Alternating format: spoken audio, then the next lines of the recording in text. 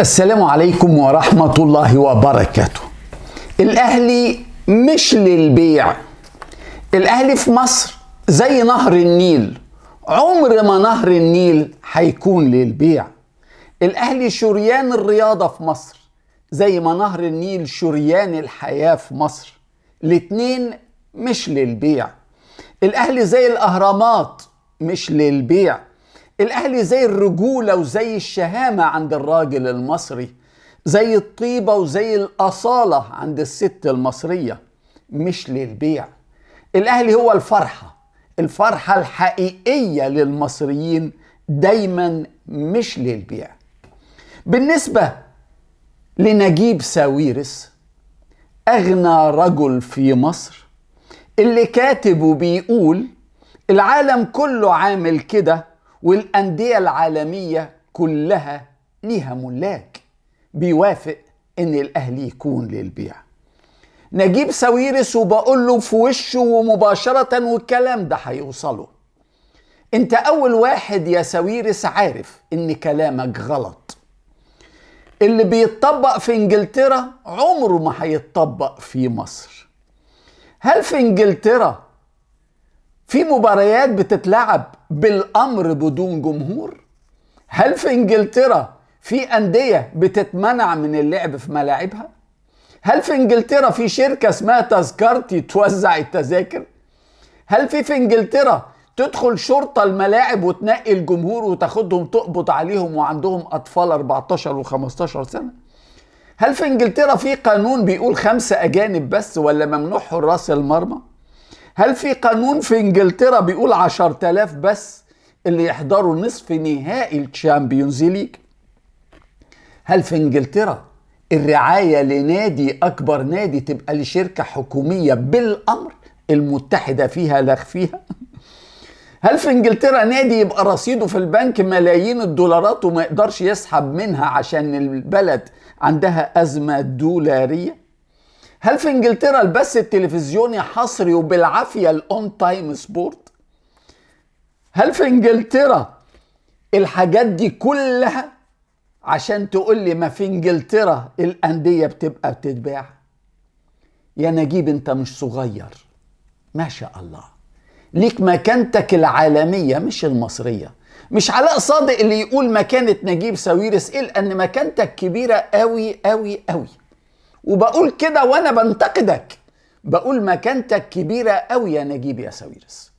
عيب انك تنافق، عيب انك تضلل.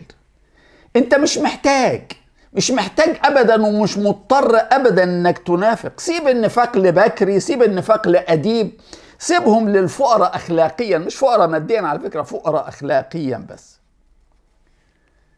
سيبك بقى الكلام ده كله. مين اللي بدأ الهيصة بتاعت بيع الأهلي؟ المخيب في التي في هو اللي بدأ الهيصة، متملياله طبعا. بس عايز أقول حاجة، المخيب ده عمره ما يجيب سيرة الأهلي إلا الأهلي والزمالك، الزمالك والأهلي، الأهلي والزمالك، الزمالك والأهلي، الأهلي على طول. يا عيني مريض بالحتة دي. إنما لما جاء عند بيع الأندية بقى وفي فلوس هتيجي بقى والبلد محتاجة مليارات، بس البيع يبقى للأهلي، ما جابش سيرة الزمالك. ادي الخيبة الحقيقية للمخيب وللي زيه. وفي الاخر بقول عيب يا نجيب. النهاردة الاهلي من فضل الله بدأ التدريب تاني استعدادا لمباراته ضد انبي بعد بكرة في الدوري العام. قمة التركيز من فضل الله في الاستعداد، كل اللاعبين جاهزين باستثناء الكابتن الحارس محمد الشناوي المصاب الموقوف. السويسري مارسيل كولر رفع التركيز للقمة في التدريب والجدية، علشان عندك 3 ماتشات في الدوري ممكن لو خدت منهم 9 نقط يفرقوا معاك جدا جدا جدا في بقية المباريات في الدوري العام. سيد عبد الحفيظ قال للفرقة قبل ما نبدأ التدريب ننسى دوري الأبطال، خلاص عندنا 3 ماتشات في الدوري، ما عندناش غير الدوري، مش شايفين غير الدوري العام اللي خسرناه آخر سنتين، وفي السنتين كنا متقدمين برضو بفارق نقط وخسرنا الدوري. ما ينفعش يتكرر الكلام ده تاني، خصوصا ان انبي بالذات خصم عنيد جدا للنادي الأهلي. سبحان الله، يجوا قدام النادي الأهلي يطلعوا أكتر من 150% من مجهودهم. الموسم اللي فات سبحان الله الاهلي كان خسران من انبي 1-0 لغايه الدقيقه 94. تخيلوا طلع كسبان 2-1 جونين لعلي معلول في الدقيقتين 94 و97. لكن ده معناه ان انبي فريق تقيل معانا في الدوري. النهارده من فضل الله وبعد تقريبا 36 ساعة أو أكتر من نهاية مباراة الأهلي والترجي في القاهرة، فوز النادي الأهلي 1-0 وتأهله للمباراة النهائية لدوري أبطال أفريقيا ضد الوداد المغربي. بعد ما الاتحاد المغربي هنى الوداد امبارح بالليل، اضطر اتحاد الكورة النهاردة وهو مكسوف جدا جدا جدا يعصر على نفسه ليمونة ويبعت تهنئة للنادي الأهلي متأخرة قوي، إنما تعكس إن الناس دي كارهة وصول النادي الأهلي ومش عايزاه يوصل. بينما صحف جنوب إفريقيا، خدوا بالكم بقى، صحف جنوب إفريقيا هنت النادي الأهلي على وصوله وقالت إن كل جماهير جنوب إفريقيا بعد خروج مامولودي سان داونز كلها هتكون مع النادي الأهلي وهتشجع النادي الأهلي وتتمنى له التوفيق وتتمنى له الفوز، علشان نجم جنوب افريقيا بيرسي تاو اللي بيلعب في الاهلي واللي بقى ممثل جنوب افريقيا في النهائي الافريقي. ما شاء الله على الروح الطيبة. مارسيل كولر طلب امبارح من المسؤولين في النادي الاهلي ووفروا له النهارده على طول التسجيل الكامل لاخر 5 مباريات لنادي الوداد، منهم 4 في دوري ابطال افريقيا ومباراة في الدوري المغربي، علشان يذاكرهم ويشوف الفرقة بتلعب ازاي ويشوف نجومها ايه ويشوف مفاتيح اللعب ويشوف نقاط القوة ويشوف نقاط الضعف ويحضر نفسه وخطته وطريقته لمواجهة الوداد في النهائي بداية من لقاء القاهرة بإذن الله. إن شاء الله يكون موفق جدا جدا في اختيار الطريقة وفي اختيار كل حاجة بإذن الله. النادي الأهلي بعد ما أعلن خلاص البرنامج الرسمي للسوبر، عرف النهاردة إن جائزة كأس السوبر دوري السوبر الإفريقي ارتفعت بعد دخول السعودية طرف في رعاية دوري السوبر الإفريقي اللي الأهلي بيمثل مصر فيه لوحده مع 7 فرق إفريقية أخرى، وهيبدأ 17 أكتوبر ويخلص 30 نوفمبر. زي ما قلت لكم النهاردة صباحا احتمال كبير الجوائز تزيد بسرعة، في أقل من 4 ساعات الجوائز زادت. البطل هياخد 11,600,000 دولار، كان لغاية النهاردة الصبح 10 مليون بس، زادوا 1,600,000 دولار للبطل.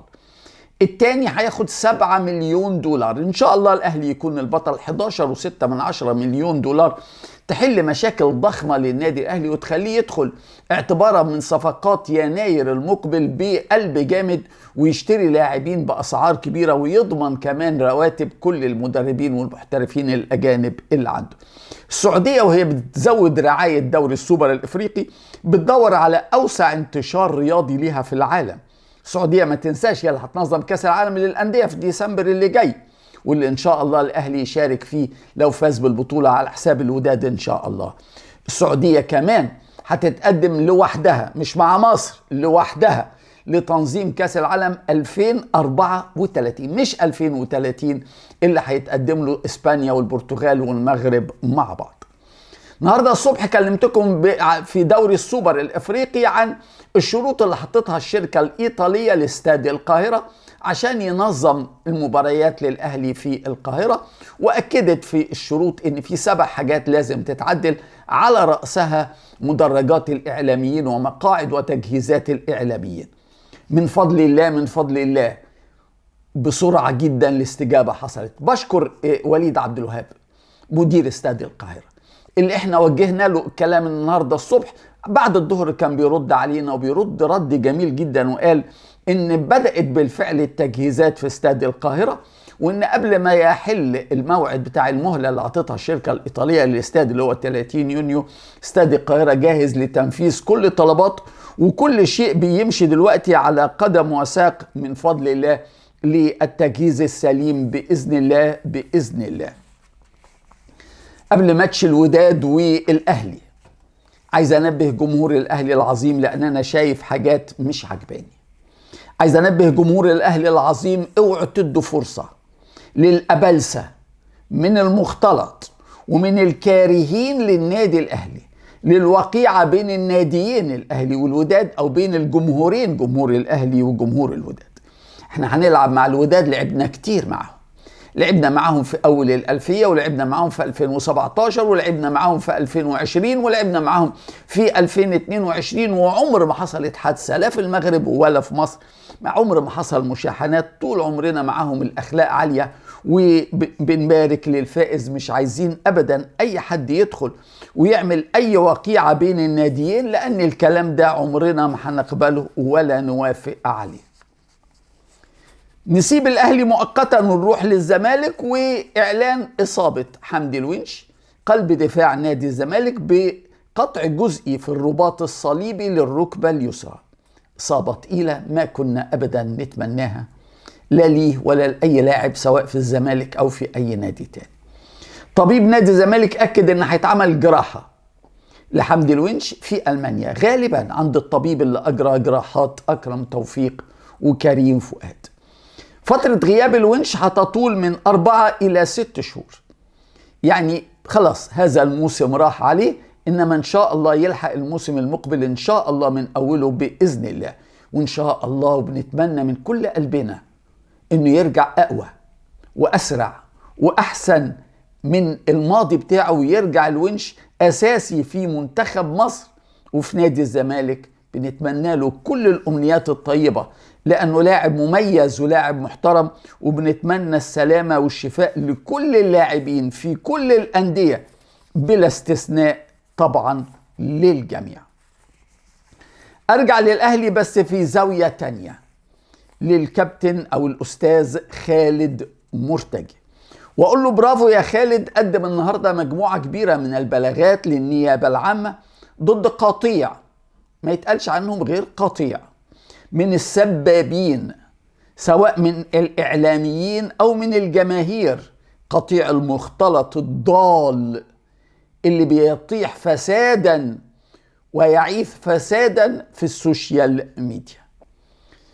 عايز أقول كمان لأي أهلاوي، أنا وجهت النداء ده امبارح والنهاردة وهوجهه تالت، أي أهلاوي بتضايقوا التغريدات الخبيثة اللي بتحمل كل أنواع السموم في العسل ضد النادي الأهلي، ويطلع الأهلاوي ده متضايق ويشتم ويهاجم ويسخر ويتريق، لا. عايز أسألك أنت يا أهلاوي، أنا ماليش دعوة بالناس التانيين دول، أنا بسألك أنت يا أهلاوي، أنت دخلت ليه صفحتهم؟ أنت ليه دخلت صفحتهم؟ أنت ليه بتكرر وبتنشر اللي بيكتبوه؟ اللي يفتح صفيحة القمامة ويرجع يشتكي من الروائح النتنة هو اللي يستاهل ان الروائح النتنة تدخل جوه الرئة عنده، مش تدخل بس جوه صدره، لان هو اللي فتح الروائح النتنة. انما اوجه الشكر لاتنين من الاهلاوية اللي تغريداتهم النهاردة ما شاء الله ما شاء الله رائعة في هذا الاتجاه، في هذا الاتجاه. الاهلاوي المحترم طارق جويلي كاتب تغريدة جبارة، بيقول الأسطورة عند إعلام المختلط هو اللي يكذب ويكذب ويكذب لغاية ما يوصل لقمة الكذب، إنه يكذب على نفسه وينافق نفسه. ياه، إيه يا طارق الحلاوة دي! كمان عايز أوجه الشكر للمهندس أحمد اللي عنوان صفحته أهلاوي صعيدي وأفتخر، كاتب يبقى الإنسان عاقلا ومحترما إلى أن تظهر كراهيته للأهلي. أنا عامل تعديل بسيط عشان أشيل الاسم التاني اللي ما يلزمناش أبدا أنه يكون معانا في تغريداتنا أو في كلامنا على الإنترنت. أرجع لإسكندرية وأقول إن بالإجماع مش سهل أبدا تلاقي الإجماع اللي موجود في نادي الاتحاد السكندري. كل أعضاء مجلس الإدارة في نادي الاتحاد عقدوا اجتماع وخدوا قرار بالإجماع، هو نفس القرار اللي وضح من أعضاء الجمعية العمومية في التفافهم داخل النادي في الشاطبي، هو نفس القرار اللي خدته جماهير نادي الاتحاد اللي لفت حوالين مقر الاتحاد في الشاطبي ورفع اللافتات بتاعتها، هو نفس القرار اللي خده اللاعبين لكرة القدم وكرة السلة، رفض استقالة محمد مصلحي من رئاسة نادي الاتحاد والتمسك باستمراره كأحد نماذج العطاء الجميلة لنادي الاتحاد دون أي مصلحة. نتمنى لمحمد مصلحي انه يرجع في قراره وان يستجيب لرأي الأغلبية اللي متمسكين بيه لغاية آخر نقطة عنده. في قطر، فرجاني ساسي النجم التونسي لاعب نادي الزمالك خلاص ساب الدحيل بعد موسمين فقط في نادي الدحيل. هو ساب الزمالك علشان يروح الدحيل، اهو ساب الدحيل النهارده، بس مش راجع الزمالك ولا راجع مصر ولا راجع افريقيا ولا هيخرج من قطر، لا، من الدحيل القطري للغرافة القطري. صحيح نادي الدحيل القطري اقوى من نادي الغرافة القطري، صحيح الدحيل بطل في قطر هذا الموسم، وصحيح الدحيل بينافس على بطولات اكتر من الغرافة، لكن الغرافة هيدي ساسي دخل اكبر من اللي بياخده في الدحيل. وفرجاني ساسي عنده دلوقتي 31 سنة وتأمين مستقبله اهم كتير من البطولات. في القاهرة تونسي اخر ساب مكانه، معين الشعيباني المدير الفني لنادي سيراميكا كليوباترا بلغ إدارة نادي سيراميكا إنه هيغادر الفريق بكل هدوء إلى نادي الترجي التونسي اللي أعاده مدير فني للفريق بعد استقالة نبيل معلول. الزملكاوي الكفء جدا والمحترم جدا حلمي طولان هو المرشح الأول إنه يمسك المدير الفني لنادي سيراميكا في المرحلة المقبلة. هتكون عنده مهمة ثقيلة في مواجهة الأهلي يوم 29 مايو في مباراة الفريقين بالدوري. فيوتشر وعلي ماهر المدير الفني للفريق وصلوا لمرحلة الطلاق خلاص. علي ماهر فاضل له مع فيوتشر عدد قليل من المباريات بعد ما فشل في إفريقيا وبعد ما فشل في كاس مصر، وحتى موقفه في الدوري سيء جدا، آخر 4 مباريات تعادل ما كسبش على الإطلاق. عشان كده